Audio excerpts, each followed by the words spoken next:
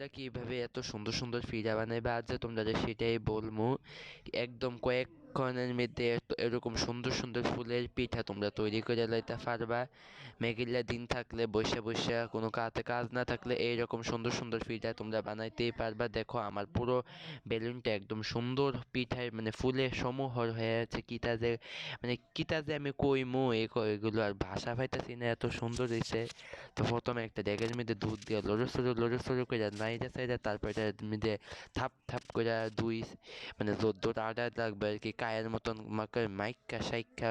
তারপর এটার মধ্যে দিয়ে দেবো দুইটা ডিম। ডিম দিয়ে ভালো করে লাইড়া চাইড়া নেমু। ভালো করে একদম পুরো আটার লগে মেশিং মেশিং করে নিতে হইব। দেখুন যেমন এরকম হয়ে আসলে বুঝতে হবে যে ডোটা তৈরি হয়ে গেছে। তারপর হাতে একটু তেল মাইজা চামিচ টামিচ যা পারেন তা দিয়া মনের মিতে যা যেটা আয় ইতুই শেপ দেন শুরু করে দিবেন। আমরা 4-5 জন আসলাম, যার মনে যেটা আছে হে হিডুই বানাই লইছে। তোমাদের দেখাই দেহ এইরকম ফিডা কত জাতের ফিডা যে বানাইলাম সেদিন কালা। একজন সুক্কা ফিডা, গুল ফিডা, বেক্কা সেক্কা অনেক ধরনের ফিডা। তো প্রথমে থেকে এই যে শুরু করছিলাম আর কি এরকম কম কম ফিডা হইতাছিল। তারপর আমরা আরো বেশি মানুষের তোমাদের তো প্রথমে দিয়েছি কতলা ফিডা আমরা বানাইছি। তারপর এরকম লো আছে চুলার মধ্যে ভালা কইরা ভাইজা নিতে হইব। আবার বেশি বাজলে লাল লাল ফোড়া হয়ে যাবো গা।